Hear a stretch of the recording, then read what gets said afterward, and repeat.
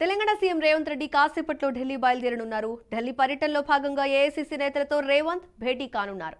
Cabinet భర్తలతో పాటు లోక్సభ ఎన్నికలపై ప్రధానంగా చర్చించనున్నారు రేవంత్.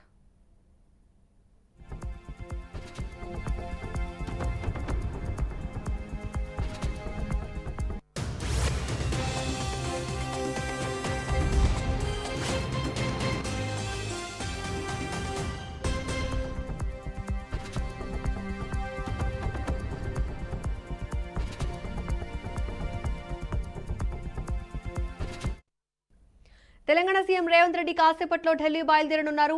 ఢిల్లీ పర్యటనలో భాగంగా ఏఐసీసీ నేతలతో రేవంత్ భేటీ కానున్నారు. కేబినెట్ భర్తలతో పాటు లోక్సభ ఎన్నికలపై ప్రధానంగా చర్చించనున్నారు రేవంత్.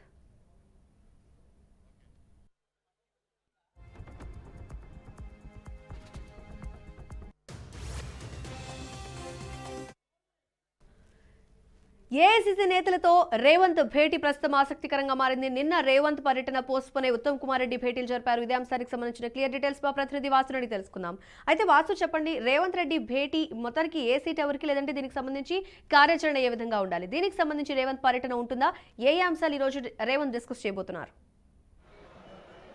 మౌనిక, సీఎం రేవంత్ రెడ్డి కొద్దిసేపటి క్రితం ఢిల్లీకి బయలుదేరి వెళ్లారు. ఆయన ఈ సాయంత్రం ఏఐసీసీ పెద్దలతో సమావేశమవుతారు. ప్రధానంగా రాష్ట్రంలో ఇప్పుడు ఎమ్మెల్యే కోటాకు సంబంధించిన నోటిఫికేషన్ విడుదలైంది. నామినేషన్ల ప్రక్రియ నిన్న నుంచి మొదలైంది. దానికి సంబంధించి అభ్యర్థుల ఎంపిక పైన చర్చించే అవకాశం ఉంది. 2 స్థానాలు కూడా కాంగ్రెస్ పార్టీకి దక్కనున్న నేపథ్యంలో ఎవరికి ఇవ్వాలనేది ఏఐసీసీ పెద్దల ద్వారా రేవంత్ రెడ్డి చర్చించి అభ్యర్థుల్ని ఫైనలైజ్ చేసే అవకాశం ఉంది.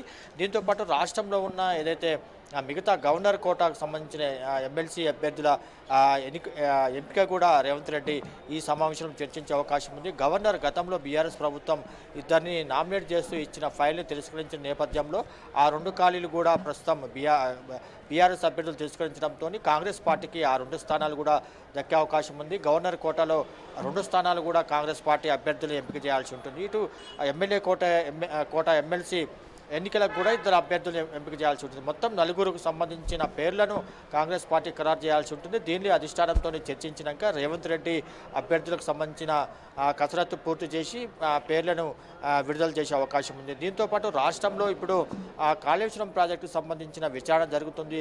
విజిలెన్స్ అధికారులు కూడా నిన్న హైదరాబాద్ అట్లాగే కరీంనగర్ జిల్లాలో ఇరిగేషన్ శాఖలో వెళ్ళి విజిలెన్స్కు సంబంధించిన పత్రాలు స్వాధీనం చేసుకున్నారు. ఆ సమాచారాన్ని కూడా ఏఐసీసీ పెద్దలతోనే రేవంత్ రెడ్డి చర్చించే అవకాశం ఉంది. Mounika. Right Vasu, thanks for your details.